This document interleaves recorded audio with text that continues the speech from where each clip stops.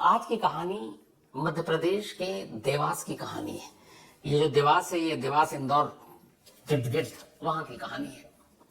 और ये कहानी भी एक फ्रिज की है, और ये कहानी भी लिव इन में रहने वाले एक कपल की है, और ये कहानी भी एक लड़की की है जिसका कत्ल होता है और उसको फ्रिज में उसकी लाश को रखा जाता है। लेकिन बाकियों कहानी से, बाकी जितनी भी फ्रिज से अब तक लाश उगली है, ये थोड़ा डिफरेंट है। उसकी वजह है कि यहाँ इस फ्रिज में एक लड़की की लाश लगभग 9 महीने तक पड़ी रहती है। जिस कमरे में ये फ्रिज है उस कमरे में कोई नहीं रहता, उसको ताला लगा दिया गया। उस कमरे का जो मालिक है वो हर महीने एक बार उस कमरे में आता, ताला खोलता, अंदर जाता, फ्रिज को शायद चेक करता, फिर वापस चला जाता। 9 महीने में न जाने कितनी बार वो आया, सिर्फ ये देखने के लिए कि इस घर में फ्रिज है, फ्रिज में लाश है या नहीं है। अब ये बात समझ से परे की चीज है कि एक शख्स कत्ल करता है, कत्ल के बाद लाश को एक फ्रिज में रखता है और वो महीनों आता रहता है, जबकि उसको डर होना चाहिए कि पता नहीं कब कोई उस कमरे का ताला खोल दे, कब कोई उस फ्रिज तक पहुंच जाए, वो लाश बाहर आ जाए और वो पकड़ा जाएगा। लेकिन उसे कोई डर नहीं है, बल्कि वो लगातार इन 9 महीने में कितनी ही बार उस घर में आता है, फ्रिज देखता है, चला जाता है और किसी को शक तक नहीं होता। और यहीं से एक दूसरा सवाल भी उठता है कि 9 महीने तक एक बंदा कत्ल करने के बाद एक लड़की की लाश को अपने ही घर के कमरे के फ्रिज में रखकर भूल गया है, कभी ठिकाने लगाने की नहीं सोचता। पुलिस ने उससे सवाल किया कि 9 महीने एक लंबा अरसा होता है, बल्कि जब ये केस खुला तब तो 10 महीने हो चुके थे, तो 10 महीना लगभग साल। तो साल भर में तुम्हें कभी मौका नहीं मिला या आइडिया नहीं आया कि एक कत्ल जो किया है सबूत फ्रिज में है, तो कभी उसको निपटा दूं, उसको ठिकाने लगाऊं। उसका जवाब ये था पुलिस को, उस बंदे का, उस कातिल का, कि साहब इस बारे में अभी तक सोचा नहीं था मैंने कि करना क्या उस लाश का। मतलब 10 महीने बीत गए उसको कत्ल किए हुए और उसने अभी तक यही नहीं सोचा है कि उस लाश का करना क्या है जो फ्रिज में है।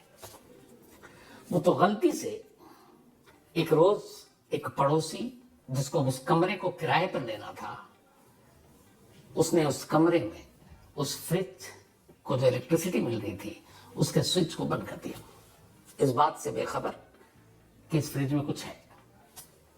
और जब स्विच बंद किया उसके बाद अब फ्रिज तो ऑफ, लाश 10 महीने पुरानी, लेकिन अब तक फ्रिज चल रहा है तो बदबू भी नहीं आ रही है, लेकिन स्विच ऑफ, बदबू बाहर। और इस तरीके से ये कहानी जमाने के सामने आई। ये कहानी है पिंकी उर्फ प्रतिभा की, और ये कहानी है संजय पाटीदार की। ये दोनों उज्जैन के रहने वाले, मध्य प्रदेश के। संजय एक शादीशुदा इंसान, अलग अलग शहरों में नौकरी करता, और पिंकी की इधर कहानी ये कि 2016 में इसकी संजय से मुलाकात हुई।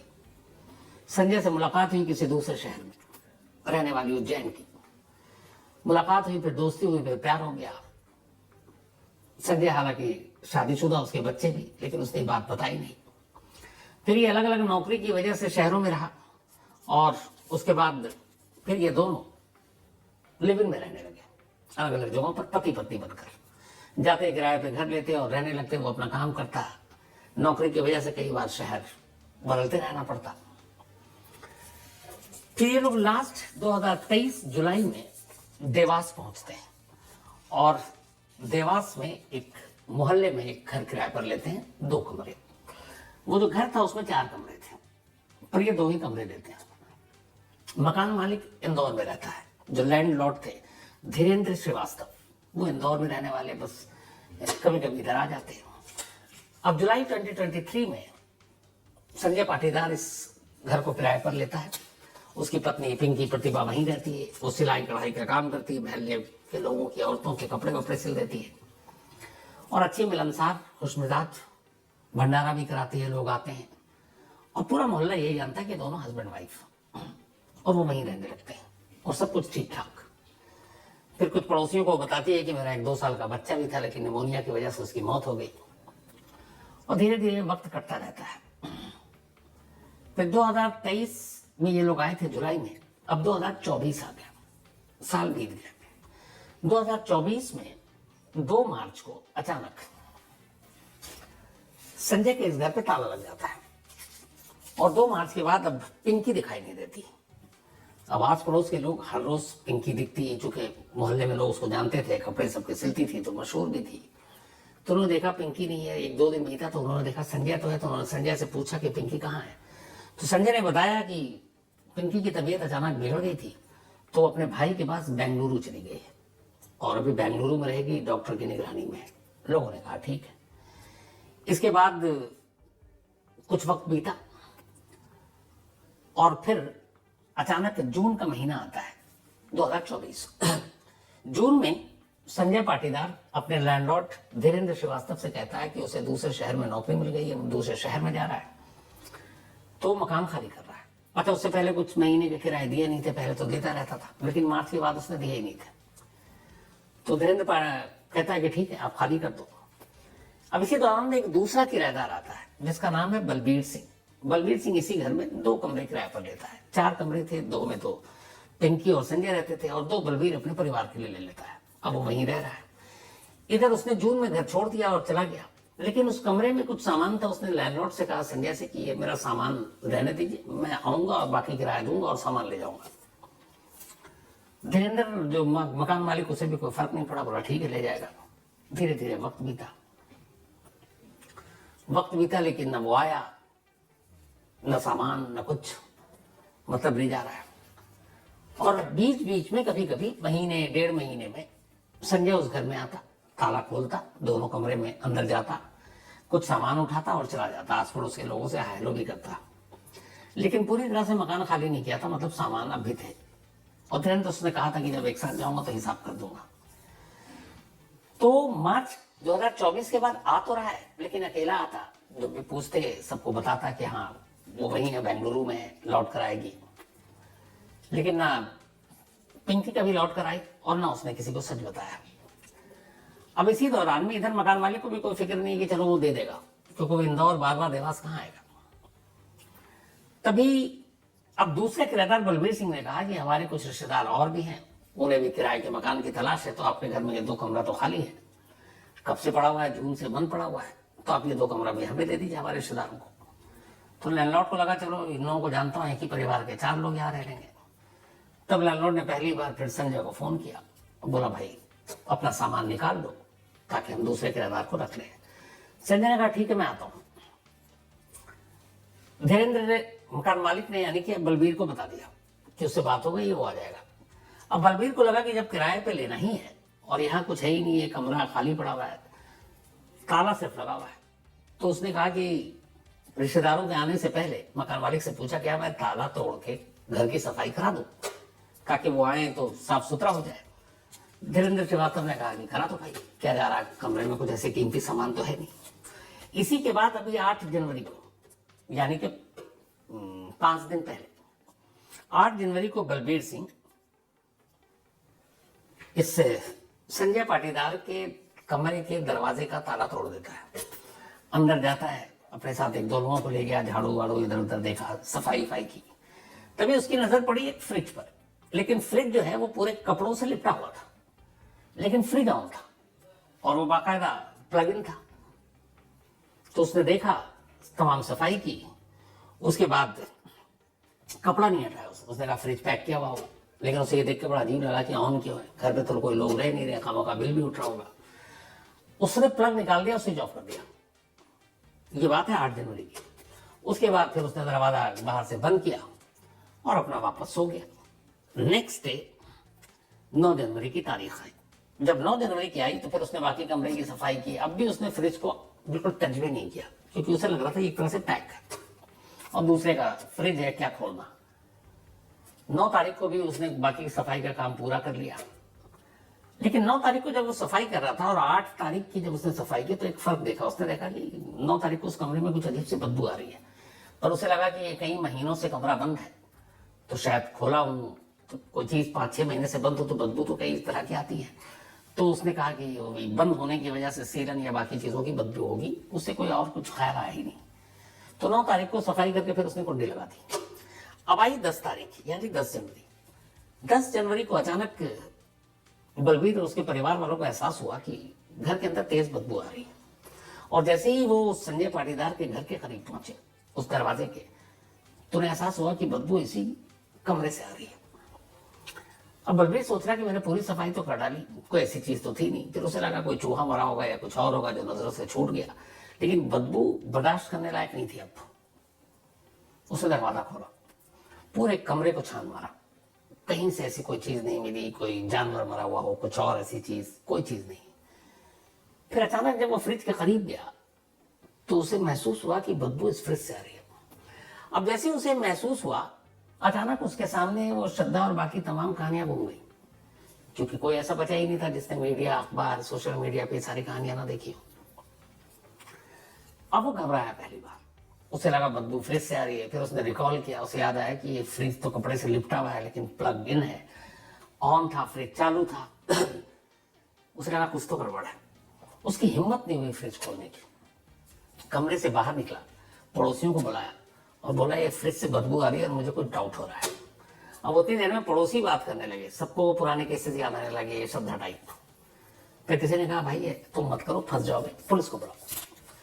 अब पुलिस को फोन किया गया कि एक फ्रिज से बदबू आ रही। ये फोन सुनते ही देवास पुलिस को पहले ही समझ में आ गया कि कुछ तो गड़बड़ है। पुलिस की टीम पहुंची। अब सबकी निगरानी में मास्क पहनकर, क्योंकि बदबू तेज थी, कपड़ा हटाया गया फ्रिज से। कपड़ा हटाने के बाद जब फ्रिज का दरवाजा खुला तो एक तेज बदबू का भपका अंदर से बाहर आया और सामने फ्रिज का जो नीचे का पूरा पोर्शन था उसके सारे ट्रे बाहर थे और एक अकड़ी हालत में एक लाश पड़ी थी। लाश के कपड़े देखकर ही समझ में आ गया कि ये किसी महिला के हैं। अब पुलिस ने लाश निकाली, तब तक मोहल्ले में खबर फैल गई। अब हर एक को पता था कि इस घर में सिर्फ दो ही लोग लगभग 1.25 साल रहे, एक संजय पाटीदार और दूसरा उसकी पत्नी पिंकी उर्फ प्रतिभा। अब लोगों ने याद करना शुरू किया कि 2 मार्च 2024 को आखिरी बार उन्होंने पिंकी को देखा। उसके बाद संजय अक्सर यहाँ आया और पिंकी रात तक ठीक थी, 1 मार्च तक। सुबह से उसका गायब थी और जब पूछना शुरू किया कि तो उसने बताया कि वो बीमार हुई, बेंगलुरु चली गई। उन्हें अब लगा कि ये यकीन करने लायक बात नहीं है कि अचानक चुपचाप कैसे जा सकती और बीमार होती और मुसीबत में होती तो कोई एम्बुलेंस या किसी गाड़ी के थ्रू ले जाया जाता। लेकिन मोहल्ले में किसी ने नहीं देखा कि कोई गाड़ी आई और वो कंधे पे उठा के तो लेके जा नहीं सकता था बीमार किसी इस हालत में। तो सब पल में समझ गए कि फ्रिज के अंदर कौन है। उन्होंने कहा फ्रिज के अंदर पिंकी है। अब उधर पुलिस लाश ले गई, पोस्टमार्टम कराया तो पता चला कि मौत हुए में करीब 9 महीने से ज्यादा हो चुके हैं, लाश के टुकड़े नहीं हुए थे। अब इसके बाद सुरेंद्र को ढूंढना शुरू किया गया। तब तक शायद सुरेंद्र को भी कहीं से इस बात की खबर मिल गई। उसने मोबाइल स्विच ऑफ। अब उसने जो मकान किराए पर लेते हुए अपने आधार कार्ड और बाकी पहचान दिया था, उसमें उज्जैन के एक मोहल्ले का पता था। पुलिस की टीम वहां पहुंचती है। नेक्स्ट डे वो उसी जगह पर गिरफ्तार हो जाता है। अब उसे पुलिस पकड़ कर लाती है। लाने के बाद अब उससे पूछताछ होती है। जब पूछताछ होती है तो फिर पूरी कहानी सामने आती है। पिंकी और संजय की मुलाकात उज्जैन में हुई, दोनों में प्यार हो गया। फिर संजय कहीं काम से बाहर गया 2016 के बाद, तब तक वो मिलाता रहता। पिंकी भी 2016 में घर छोड़ गई। इसके बाद पिंकी का अपने घर वालों से बनता नहीं था। 2016 के बाद से पिंकी कहाँ है, किसके साथ है, किस शहर में है भी कि नहीं है, उसके घर वालों को कुछ नहीं पता। इधर अब संजय उसकी जिंदगी में, संजय उसके साथ रह रहा है, लिव इन में रह रहा है। जब वो देवास आए 2023 में, जुलाई में उन्होंने किराए का ये घर लिया। उसके बाद से पिंकी अब संजय पर शादी के लिए दबाव डालने लगी। लेकिन संजय पहले से शादीशुदा था, वो शादी करना नहीं चाहता था, तो उसने बहुत टालने की कोशिश की। अब लेकिन पिंकी को डाउट हो रहा था कि ये शादी करेगा नहीं, धोखा दे रहा है। तो अब बात लड़ाई झगड़े पर आ गई। पड़ोसियों ने भी लड़ाई झगड़े की आवाज सुनी। लेकिन ऐसा होता था कि मियाँ बीवी में झगड़ा होता है, इनमें भी नॉर्मल है, क्योंकि सुबह फिर ठीक मिलते थे। तो ये सिलसिला चलता रहा। फिर उसने बताया कि बहुत ज्यादा हो गई। जब बहुत ज्यादा प्रेशर आ गया तो फिर 2 मार्च को भी झगड़ा हुआ, बल्कि 1 मार्च को झगड़ा हुआ। और उसने उस रात अपने एक दोस्त जो एक क्रिमिनल है, विनोद दवे, उसको फोन करके घर पे बुलाया। जब वो आया तो इन दोनों ने मिलकर पिंकी का गला दबाया। कत्ल करने के बाद अब उन्हें लगा कि यहाँ से लाश कैसे ले जाए, क्योंकि वो मोहल्ला ऐसा होता है कि मोहल्ला में कोई भी चीज अगर आप बाहर लेकर निकलते हैं तो सभी की नजरों से आ जाता है। ये जो आजकल अपार्टमेंट और ये सिस्टम है ना, उससे बिल्कुल डिफरेंट होता है। मतलब किस घर में क्या बन रहा है ये भी लोगों को पता होता है। तो बड़ी मुश्किल कि लाश को बाहर कैसे निकाला जाए। तो फिर वही आया कि इतनी सारी कहानियां हो चुकी थी फ्रिज की, लाश की, लाश को रखने की। तो फिर विनोद दवे और संजय पाटीदार ने भी ये फैसला किया। उसने क्या किया कि फ्रिज में लाश रखी, फ्रिज ऑन किया और धीरे धीरे उसने अपना सामान निकालना शुरू किया। पड़ोसियों को बता दिया कि वो बेंगलुरु चली गई और किसी को शक ना हो इसलिए वो वहीं रहता। फ्रिज में लाश है फिर भी वो रह रहा है, मतलब मार्च, अप्रैल, मई, जून 4 महीने तक वो उसी घर में उसी फ्रिज के साथ जिसमें लाश रखी हुई वो वहां रहा। और फिर जून में उसने कहा कि मैं ये घर खाली कर रहा हूँ, लेकिन उसके बावजूद उसने कहा कि मेरा सामान है, बाद में ले जाऊंगा, पैसे भी बाद में दे दूंगा। अब मकान मालिक इधर ये फंसा हुआ है कि अगर इसके सामान बाहर कर दूंगा तो ये किराया दे देगा पिछला भी, तो वो भी कह रहा है छोड़ दो। लेकिन उसके अंदर ये भी था कि यार इतने महीने बीतते जा रहे हैं, अभी तक लाश की कहानी बाहर नहीं आई, सब ठीक तो है। तो वो सिर्फ चेक करने के लिए कि उस लाश और उस फ्रिज का राज जो है वो बाहर तो नहीं आया। हिम्मत देखिए उसकी, उसी घर में जाता, दरवाजा खोलता, ताला खोलकर अंदर जाता, फ्रिज को टटोलता, फिर वापस निकल जाता। और उसने ऐसा कई बार किया। पुलिस ने पूछा कि कभी तुम्हारे दिमाग में आइडिया नहीं आया कि कत्ल तो कर दिया, लाश को ठिकाने लगा दो। उसने कहा मैंने जब जब देखा कि फ्रिज में लाश ठीक है, रखी हुई है, किसी को भनक भी नहीं है, तो मुझे आइडिया ही नहीं आया कि मुझे इसका करना क्या। और उसने गिरफ्तारी के वक्त तक बोला कि अभी तक मैंने ये नहीं सोचा था कि इस लाश का मैं करूंगा क्या। सोचिए कैसे कैसे लोग हैं। उधर पिंकी के घर वालों को खबर दी गई उज्जैन, करीब 8-9 साल हो गए, 16 से 2016 के बाद कभी पिंकी के घर वालों ने पिंकी की खबर ही नहीं ली कि वो कहाँ है। और जब पुलिस पहुंची वहां पर और बताया तो उनके घर वालों को भी मतलब ये था कि अच्छा ऐसा हो सकता है क्या, लेकिन घर वालों को कोई मतलब नहीं था पिंकी से। लेकिन अब परिवार के लोग वही थे, माँ बाप। तो पोस्टमार्टम के बाद पिंकी की लाश जो है उनके परिवार वालों को सौंपा गया, वो उसे उज्जैन ले गए और वही अंतिम संस्कार हुआ है। संजय पाटीदार इस वक्त पुलिस की हिरासत में है और पुलिस कस्टडी मिली हुई है, पूछताछ हो रही है पुलिस से।